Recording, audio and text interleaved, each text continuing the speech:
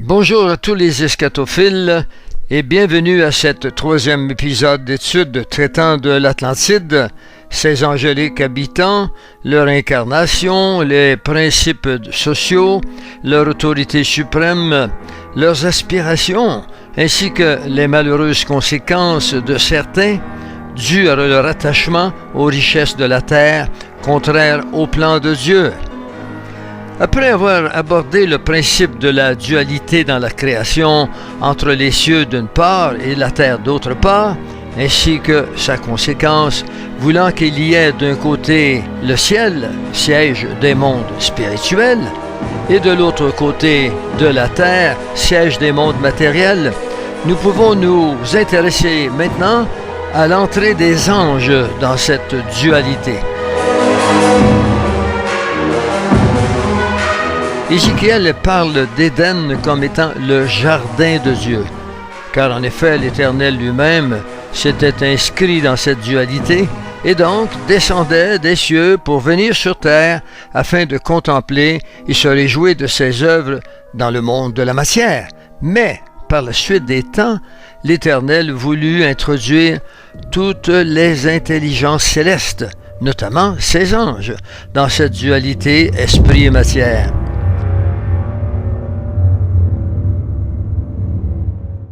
Son but était d'amener les anges à une nouvelle dimension de la sagesse et de la connaissance de Dieu, d'adoration, c'est-à-dire d'une profonde reconnaissance envers celui qui a créé toutes choses. C'est ainsi que le Créateur fit don aux anges d'un corps physique, leur offrant le pouvoir d'entrer dans la matière et de se mouvoir physiquement au cœur de l'univers biologique, dans la chair et les os, de se sentir avec des nerfs en ayant la ressemblance de Dieu, comme l'homme la recevra plus tard. Les anges reçurent donc le pouvoir de prendre corps et d'entrer dans l'univers sensationnel de la matière sur terre.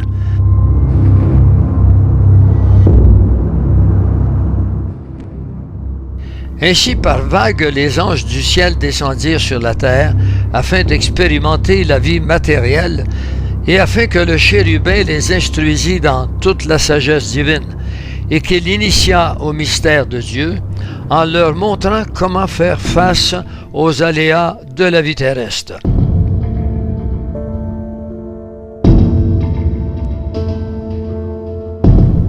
Un premier groupe d'anges fut admis à descendre sur la terre, tandis que d'autres anges restèrent auprès de Dieu, attendant que les premiers aient achevé leur initiation et soient parvenus à la maturité spirituelle voulue par Dieu, puis qu'ils soient reconnus comme des anges méritants.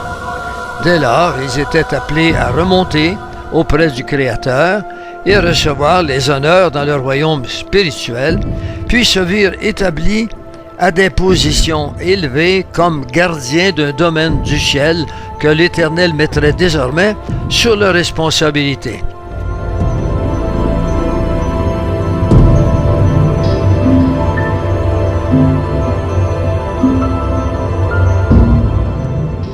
Bibliquement, pour se convaincre que les anges aient reçu le don de s'incarner dans des corps physiques, il suffit de consulter certains passages des Écritures, de se rendre à l'évidence que les anges sont descendus sur la terre en prenant des corps de chair parfaitement semblables à celui de l'homme.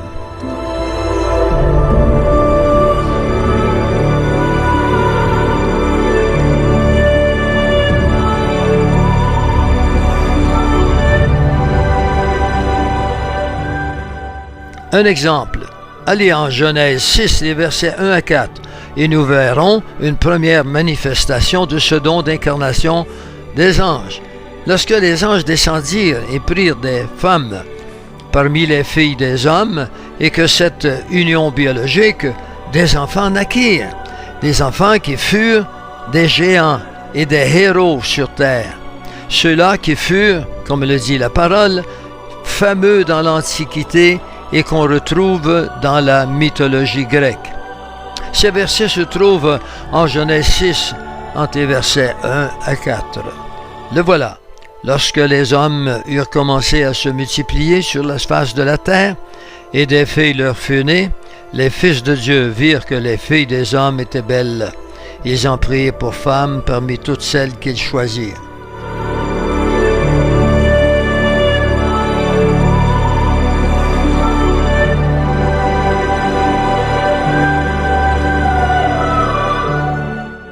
Puis une autre manifestation de ce don d'incarnation apparaît en Genèse 18, entre les versets 1 à 4, avec Abraham, lorsque 3 hommes parmi lesquels se trouvaient 2 anges vinrent à Abraham et qu'avec eux l'Éternel apparut sous une forme humaine.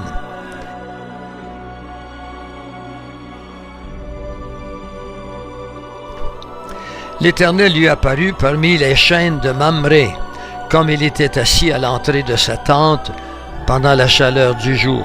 Il leva les yeux et regarda, et voici 3 hommes étaient debout près de lui. Quand il les vit, il courut devant eux, devant l'entrée de sa tente, et se prosterna en terre. Il dit, « Seigneur, si j'ai trouvé grâce à tes yeux, ne passe point, je te prie, loin de ton serviteur. Permettez qu'on apporte un peu d'eau pour vous laver les pieds et vous reposer sous cet arbre. »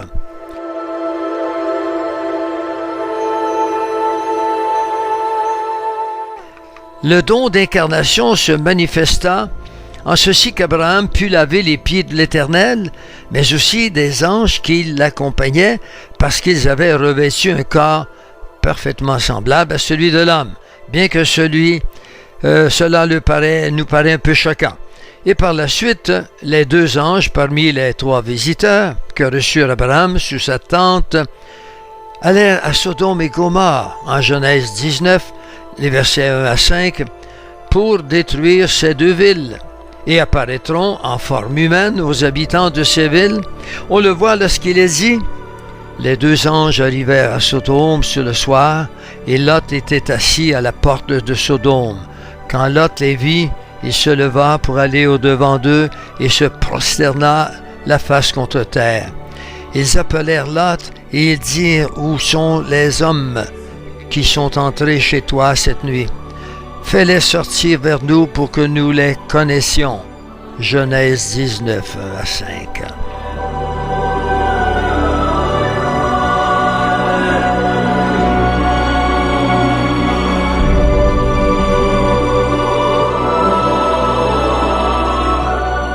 Ensuite, c'est au livre de Josué, avec l'archange Michel, apparut un homme devant José, après que ce dernier ait traversé la rivière du Jourdain.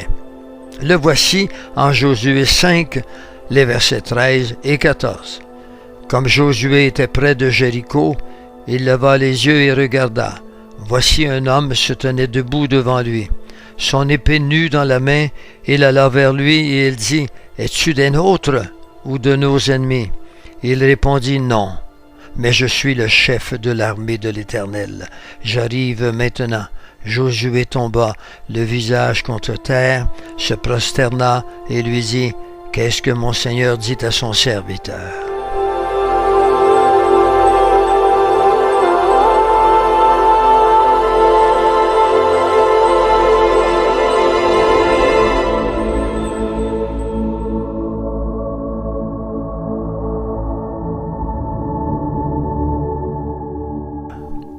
C'est au tour du Nouveau Testament de nous apporter ce qui constitue la plus grande preuve dans les Écritures attestant de l'existence du don de l'incarnation aux anges.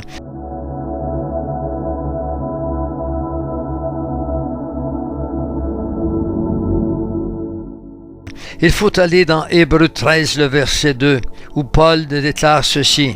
« N'oubliez pas l'hospitalité, car en l'exerçant, quelques-uns ont logé des anges sans le savoir. » On le voit ici de façon claire. Les anges ont reçu la capacité d'intégrer des corps physiques et viennent sur la terre sans que les hommes ne soient capables de s'en apercevoir. Ils mangent, ils boivent comme nous, acceptent ce que nous donnons dans la charité et l'hospitalité.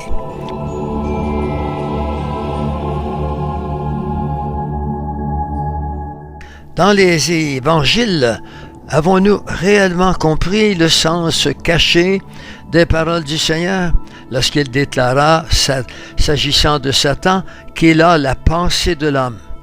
N'est-ce pas un indice que cet ange fut un temps dans la chair, tel un homme, et qu'il tomba dans la nature charnelle? Le voici en Marc 8, 33. Mais Jésus se retourna et dit à Pierre, « Arrière, Satan, car tes pensées ne sont pas les pensées de Dieu, mais celles des hommes. »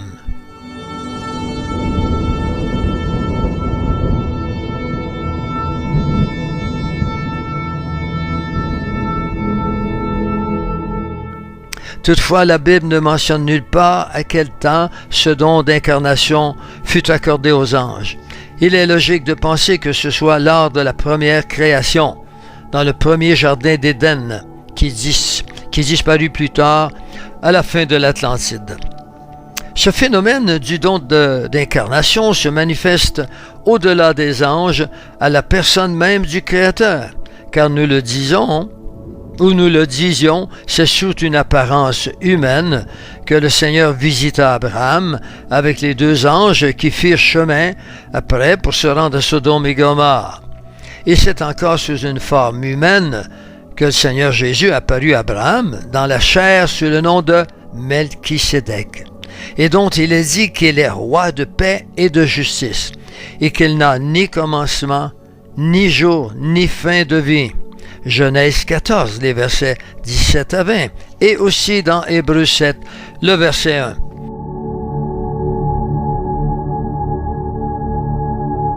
C'est sous une apparence humaine que l'ange de l'Éternel lutta avec Jacob, qui le saisit sans ne plus vouloir le lâcher. Épisode dont les théologiens sont d'accord pour dire qu'il s'agissait derrière cet ange du Ruach HaKodesh, c'est-à-dire l'Esprit de l'Éternel. Cependant, on admet que Dieu est fondamentalement esprit et non chair, et ce principe est également valable pour l'homme, dont David affirme qu'il est fondamentalement esprit, quoiqu'il ait été créé dans la dualité esprit et chair. Cependant, après avoir fait toutes ces observations sur la réalité du don d'incarnation des anges, la Bible ne nous révèle guère à quel moment ces anges déchus, tels que le chérubin et plusieurs anges qui l'ont suivi, ont perdu leur don d'incarnation. C'est sur la base de la prophétie d'Ézéchiel que nous avons pu le savoir, et cela se produisit à la fin des âges de l'Atlantide. Et nous le verrons en détail, comme le fait l'auteur dans un autre chapitre. Toutefois, les anges ne perdirent pas tous leur corps. Un certain nombre d'entre eux ayant vécu du temps de l'Atlantide et qui restent tout de même loyaux au Créateur en continuant à suivre les lois qu'il leur avait été enseignées, conservèrent ce don d'incarnation.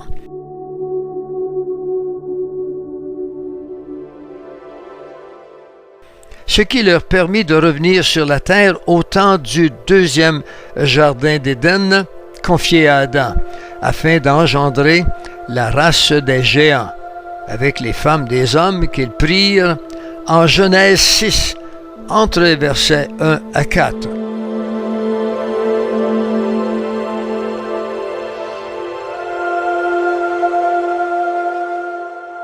Le prophète Ézéchiel nous révèle également la réalité du don d'incarnation des anges. Un des passages de la complainte sur le roi de Tyr sous-entend que le chérubin a bel et bien été tel un homme sur terre. En Ézéchiel 28, verset 9, il nous est dit « Tu seras homme et non Dieu sous la main de celui qui te tuera. »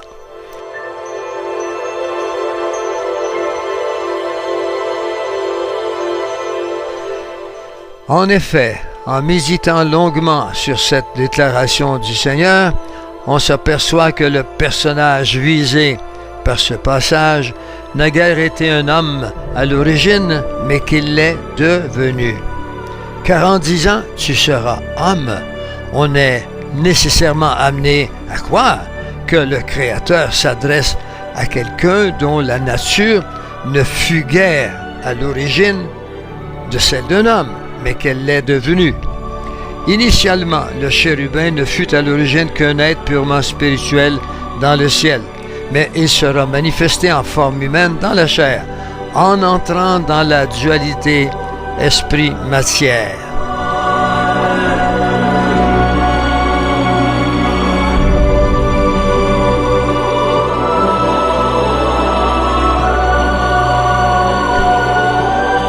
À bien des égards, la Bible nous confirme que les anges entrèrent dans la dualité et descendirent sur terre pour être manifestés en chair, afin de vivre dans la dimension physique telle des humains. Or, d'après le récit de Platon, la terre fut partagée aux dieux, que la Bible appelle les anges, et plus rarement les fils de Dieu. Et l'île de l'Atlantide fut le territoire donné au dieu Poséidon, dieu des mers, des océans, des sources d'eau et des tremblements de terre, celui dont nous croyons qu'il est le chérubin déchu de la Bible, devenu plus tard Satan. Ce sur quoi nous reviendrons pour montrer ce qui fonde une telle considération.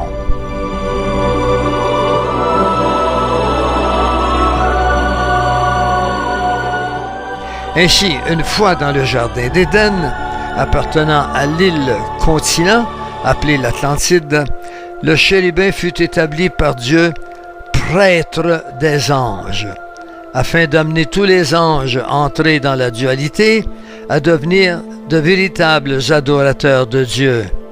C'est ce que nous révèle le verset 13 d'Ézéchiel 28, à travers le vêtement dont ce chérubin fut revêtu dès son entrée en Éden.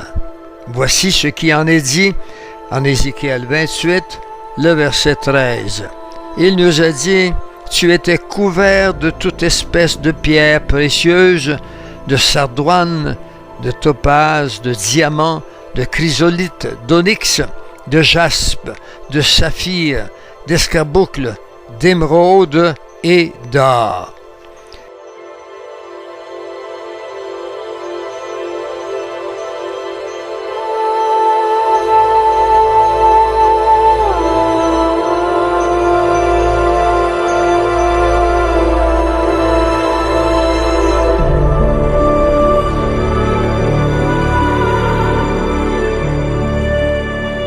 Ces 10 espèces de pierres précieuses portées par le chérubin sont très révélatrices lorsqu'on examine leur signification à travers la Bible.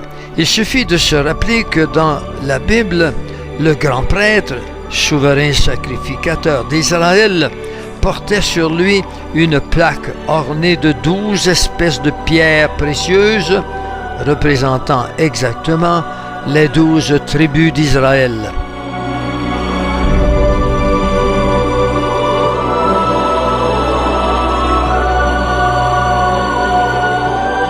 En effet, seul le grand prêtre était vêtu de cette manière, parce qu'il portait la charge du peuple d'Israël devant Dieu pendant qu'il officiait dans le temple à l'intérieur du lieu très saint. Vous verrez cela dans Exode 25, les versets 7, 28 et 30.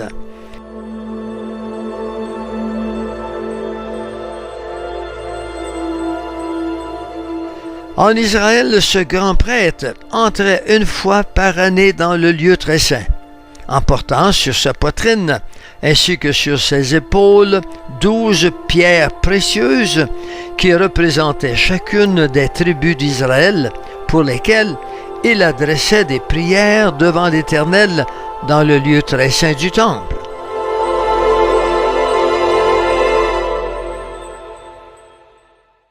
C'était un symbole de la charge du peuple entier qui reposait sur le grand prêtre.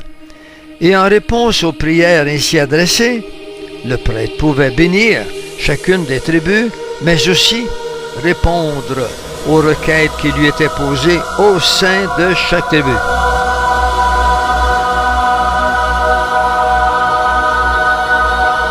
De la même manière, le chérubin reçut en Éden la charge de prier pour les anges et de donner des réponses et des orientations spécifiques à chacun des membres des différentes tribus d'anges qui lui furent confiées. Ces 10 espèces de pierres précieuses illustrent donc pour le chérubin sa fonction de grand prêtre des anges devant l'Éternel, lesquels représentaient les 9 tribus d'anges dont il fut le guide sur la terre.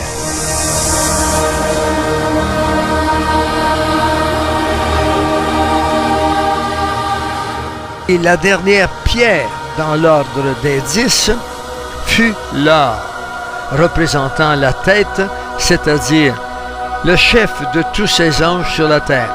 Le chérubin grand prêtre, l'or, symbole de la tête, en Daniel 2, 37-38.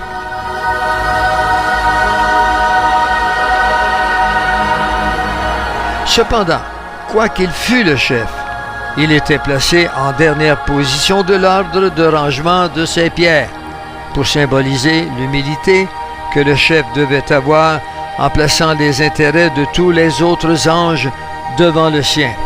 Le chérubin devait considérer ses collègues anges comme plus précieux que lui, comme le capitaine sort le dernier d'un navire en détresse. Et ces choses reflétaient le caractère de l'amour du Créateur qui devait être gardé constamment par le chérubin.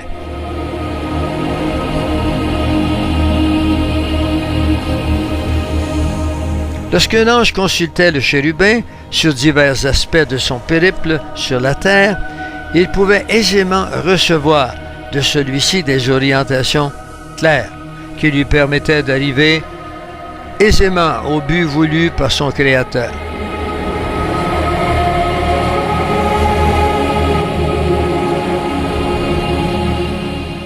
La volonté de Dieu pour chaque ange et chacune des tribus était communiquée au travers de ces pierres précieuses spécifiques. Ensuite, cette fonction de grand prêtre du chérubin sera confirmée également par l'évocation du mot sanctuaire, dont on sait qu'il s'agit de temples sacrés, qui furent bâtis par le chérubin, bâtis autrefois en l'honneur du Créateur, et dans lesquels celui-ci invitait la présence de Dieu autant lorsqu'il marchait encore dans la pleine volonté du Créateur.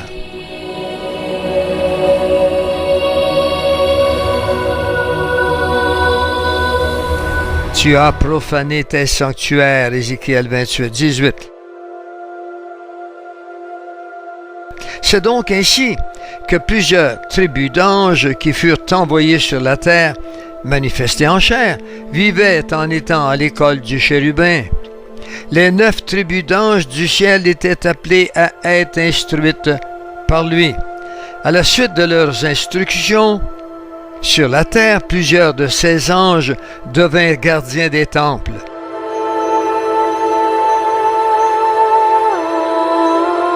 D'autres, bâtisseurs de temples, ou même prêtres. Les anges apprirent à célébrer les fêtes saisonnières en l'honneur de celui qui leur fit don de toutes ses expériences sur la terre.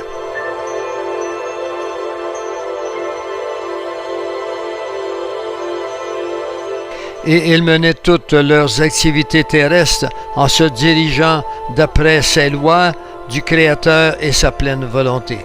Il est ici important de dire que, quoique nous parlions de tribus d'anges, il s'agit des types d'anges et ne sous-tend nullement qu'il y eut des anges femmes, car cela est contraire aux Écritures d'un bout à l'autre selon l'auteur de ce livre.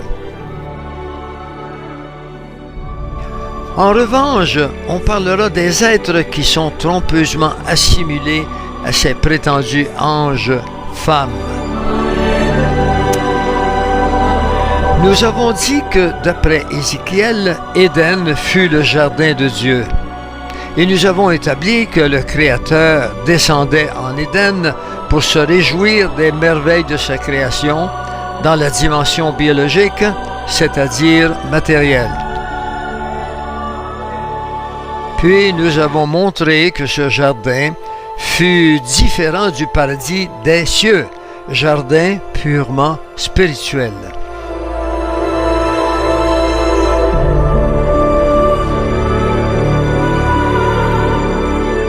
En Éden, l'Éternel avait créé une haute montagne qui fut située à l'extrémité du septentrion de ce territoire, c'est-à-dire à l'extrême nord de l'île-continent de l'Atlantide. Septentrion, bien sûr, signifiant nord. Et c'est le prophète Isaïe qui va évoquer cette montagne, ce qui représente un élément géographique majeur permettant d'établir un lien direct entre le récit d'Ésaïe et l'île de l'Atlantide. On le voit en Isaïe 14, le verset 13, très clairement. « Je m'assiérai sur la montagne de l'assemblée à l'extrémité du septentrion. »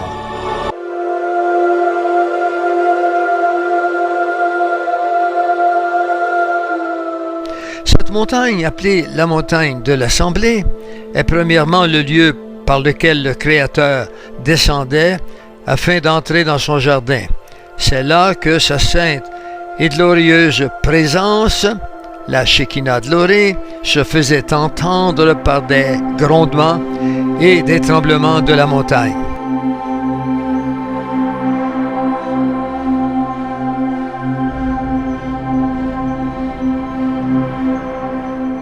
Et alors que les anges expérimentaient sur la terre les bienfaits terrestres, ils furent tous appelés saisonnièrement à se rendre au pied de cette montagne afin d'y rendre un culte de reconnaissance au Créateur.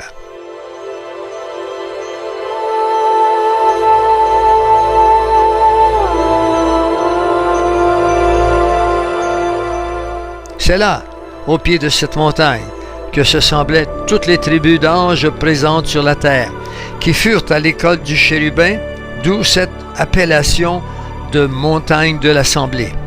Et là, depuis le sommet de la montagne, le Créateur regardait comment les anges expérimentaient leur reconnaissance pour la vie riche d'expériences nouvelles qu'ils découvraient sur la terre.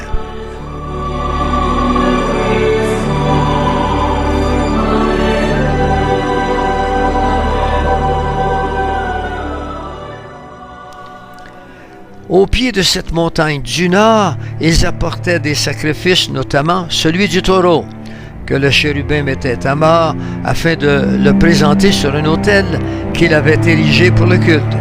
Et c'est lors de ce grand culte que le chérubin revêtait son vêtement de grand prêtre, paré de toute espèce de pierres précieuses, ainsi que nous l'avons vu en Ézéchiel 28, 13.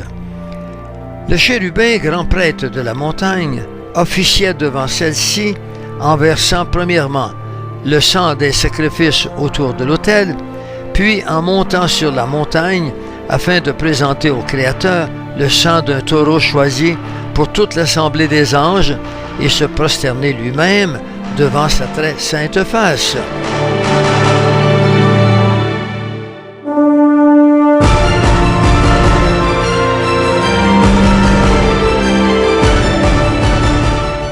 Mais il faut dire que l'appellation de montagne de l'assemblée par Isaïe n'est pas nouvelle dans la Bible. La même appellation fut donnée dans le livre d'Exode à la montagne du Sinaï du temps de Moïse, laquelle fut la montagne où le peuple d'Israël se rassemblait pour rencontrer l'Éternel qui descendait à son sommet. Sur cette montagne de l'assemblée, autrement dit la montagne de la rencontre, Moïse montait auprès de l'Éternel et parlait avec lui, tandis que le peuple restait à attendre au pied de la montagne que Moïse leur apporte la parole de l'Éternel. De la même manière, la montagne de l'assemblée de l'extrême nord d'Éden était devenue le lieu privilégié de rencontre entre les anges et le Créateur.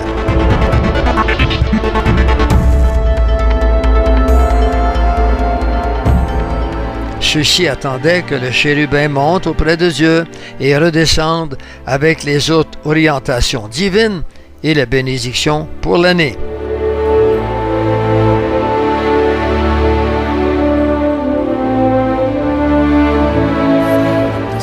Et tout comme Moïse au mont Sinaï, le chérubin parlait avec le Créateur sur la montagne de l'Assemblée, et en rendant compte de tous les anges qui lui étaient confiés et qui, devant l'Éternel, étaient représentés par 9 des 10 pierres sur le vêtement de prêtre qu'il portait devant la face de l'Éternel.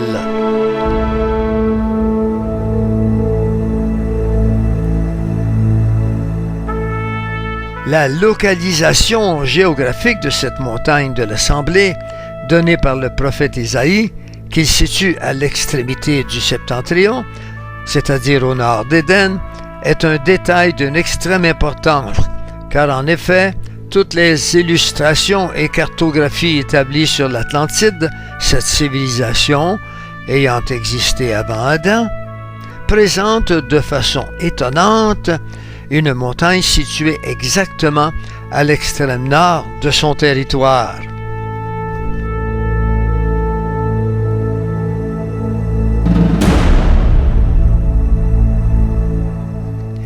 Dans cette très ancienne carte de l'Atlantide, on voit une montagne à l'extrême nord, frontalière à la mer, tandis que la capitale de l'Atlantide apparaît à l'extrême sud, en forme de pièce de monnaie. Et tout indique que c'est dans cette configuration que le chérubin déclara vouloir s'asseoir en maître incontesté du monde et Dieu sur terre.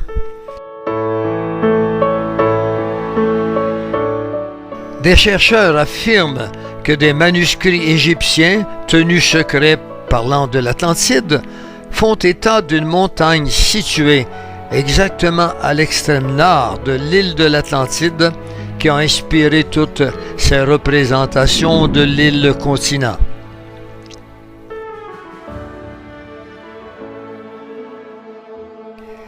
Et cette montagne du nord avait vu le chérubin manifester un dévouement le plus total dans l'accomplissement des rituels pour le culte en l'honneur du Créateur. Et les enseignements qu'il prodiguait aux anges furent dispensés avec un vrai souci qu'ils atteignent la maturité dans la connaissance du Créateur et dans son amour. C'est pourquoi il fut déclaré intègre par le Créateur et devint ce qu'on appelle un ange méritant.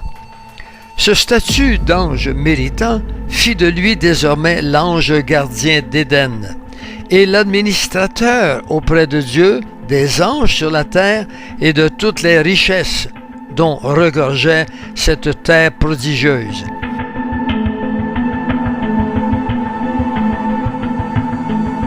Et il disposa dès lors de ses richesses en sachant qu'il pourrait être appelé un jour à retrouver sa position sur la sainte montagne céleste auprès du Créateur.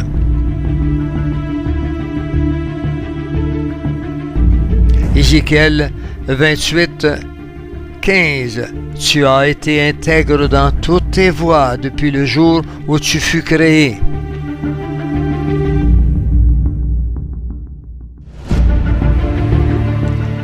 Les temples que le chérubin érigea furent des joyaux architecturaux que le Seigneur agréa tant dans les intentions du chérubin demeurèrent pures.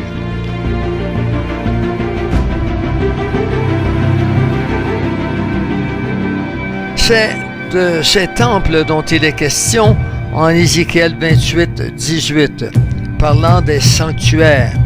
Cela sous-entend que le chérubin les bâtit et y officiait lui-même en tant que grand prêtre avec d'autres anges qu'il avait formés pour embrasser ce sacerdoce.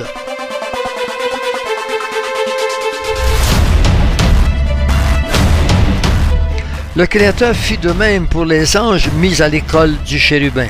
Une fois devenus des adorateurs, et qu'ils surent marcher sur la terre d'après les principes et les lois qu'ils apprirent du chérubin, et ce, malgré tous les aléas de la vie terrestre.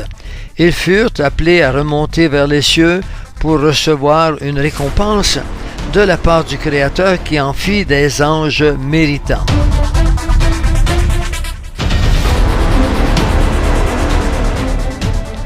En récompense, ils se virent confier des positions autour des astres et d'autres planètes de l'univers. Et c'est de là que vint l'appellation d'étoiles donnée aux anges dans de nombreux passages de la Bible. Apocalypse 12, 4 par exemple.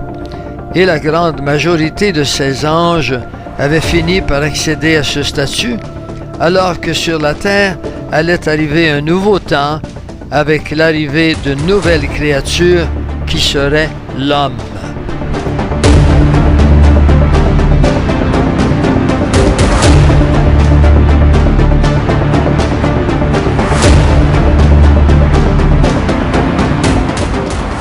Pourtant, le temps des anges prenant fin sur la terre, le chérubin sembla ne guère vouloir remonter vers Sion.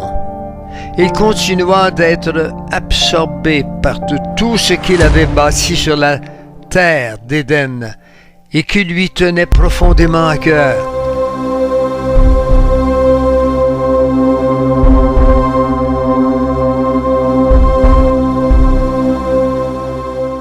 Tous les projets qu'il continuait de nourrir avaient fait qu'il oublia que sa première demeure fut le ciel, repoussant toujours à plus tard son retour vers Sion, la montagne sainte de Dieu.